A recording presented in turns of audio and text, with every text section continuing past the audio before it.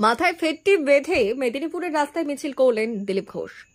সন্দীপ ঘোষ যা করেছে একা নিজের জন্য শুধু করেনি, এর সঙ্গে আরও কেউ আছে।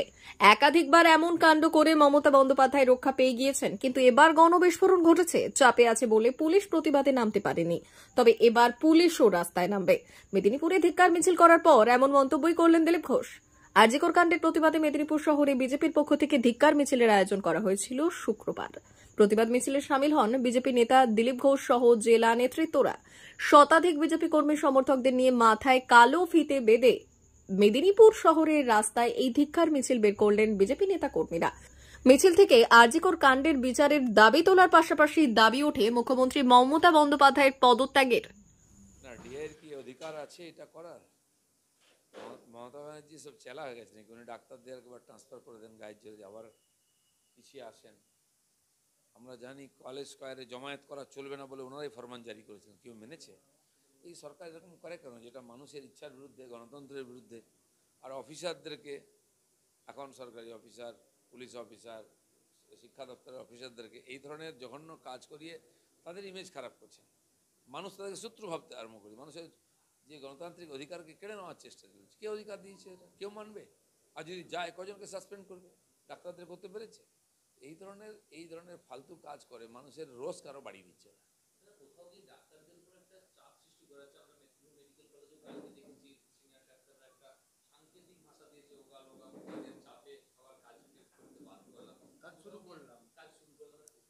ঠিক চাপ তো আছেই, যেহেতু ওনারা চাকরি করেন।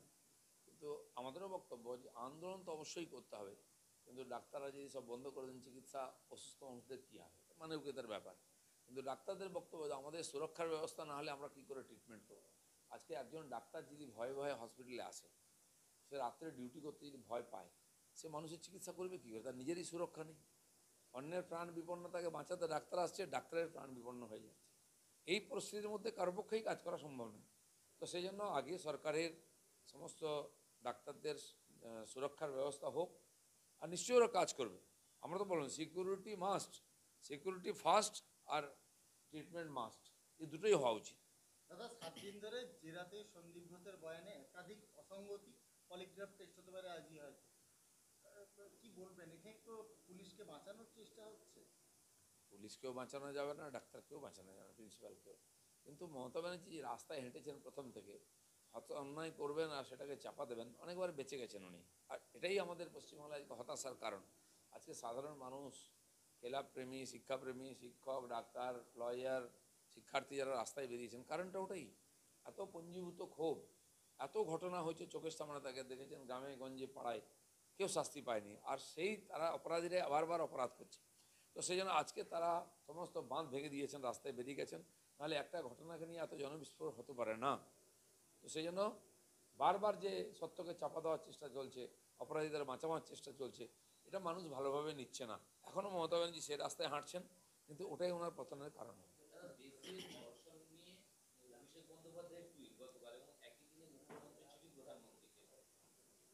দেখুন, তারা যে অপরাধ করছেন তার থেকে বাঁচার চেষ্টা করছেন, মানুষের দৃষ্টিকে বেরোবার চেষ্টা করছেন। আজকে মমতা ব্যানার্জি ফাস্ট ট্র্যাকের কথা, ফাস্ট ট্র্যাক কোর্টেতে চাইছেন, তাদের বিচার হোক। 10 বছর আগেরও তার ডায়লগ শুনুন, ফাস্ট ট্র্যাক চাই। উনি কেন ফাস্ট ট্র্যাক চাইছেন? উনি কেন এটা বলতে পারছেন না আমরা অপরাধ হতে দেবো না, অপরাধ কমাবো? অপরাধ কমবে না, আর কোর্টের ঘাড়ে গিয়ে পড়বে। অপরাধ হয়ে গেলে তাকে সাজা দেওয়া হবে। সাজা দেওয়ার প্রশ্ন আসছে কেন? জাস্টিস তখনই হবে যদি অপরাধ হয়। আমরা চাই অপরাধী করার সুযোগ না পাক, অপরাধীর মনে ভয় থাক। সরকারের দায়িত্ব এটা, মমতা ব্যানার্জি পুলিশ মন্ত্রী, তার দায়িত্ব নেওয়া উচিত যাতে এই ধরনের জঘন্য অপরাধ না হয়। আর অপরাধও হতে থাকবে, আর বিচারও হতে থাকবে। কোটি কোটি কেস জমে আছে আদালতেতে, তো তাহলে বিচার বিলম্বিত হবে। দিল্লিতে এই ধরনের জঘন্য ঘটনা ঘটেছিল, নির্ভয়া কাণ্ড, 7 বছর লেগেছিল ফাঁসির সাজা দিতে। এখানেও সাজা হবে, কিন্তু যদি অপরাধ বন্ধ না হয় তো কোর্টের তো চাপ বাড়বেই, তখন দেরি হবে। দাদা, সন্দীপ আরকে হোন্ডা আপনাদের শহর বেলদাতে হোন্ডা মোটরবাইক কোম্পানির অথরাইজড ডিলার আরকে হোন্ডা, সবুজ পল্লী, বেলদা, পশ্চিম মেদিনীপুর। আমাদের এখানে পাবেন হোন্ডা কোম্পানির যাবতীয় মডেলের মোটর বাইক ও স্কুটার। প্রতিটি গাড়ির কেনাকাটায় থাকছে আকর্ষণীয় উপহার। প্রতিটি কেনাকাটায় রয়েছে স্পট ফাইন্যান্স, স্বল্প ডাউন পেমেন্ট, চেক ছাড়া ফাইন্যান্স ও 0% সুদের হারের ব্যবস্থা। আমাদের এখানে যে কোনো কোম্পানির পুরনো মোটরবাইক এক্সচেঞ্জের সুবিধা আছে। উৎসব, অনুষ্ঠান ও প্রয়োজনে মোটরবাইক কিনতে আজই চলে আসুন আরকে হোন্ডা বেতাতে। হোন্ডা কোম্পানির একমাত্র অথরাইজড ডিলার আরকে হোন্ডা, বেতা, সবুজপল্লী, পশ্চিম মেদিনীপুর। প্রোপাইটার শেখ রিয়াদ চালি। যোগাযোগের নম্বর 9734008855 অথবা 9732785470।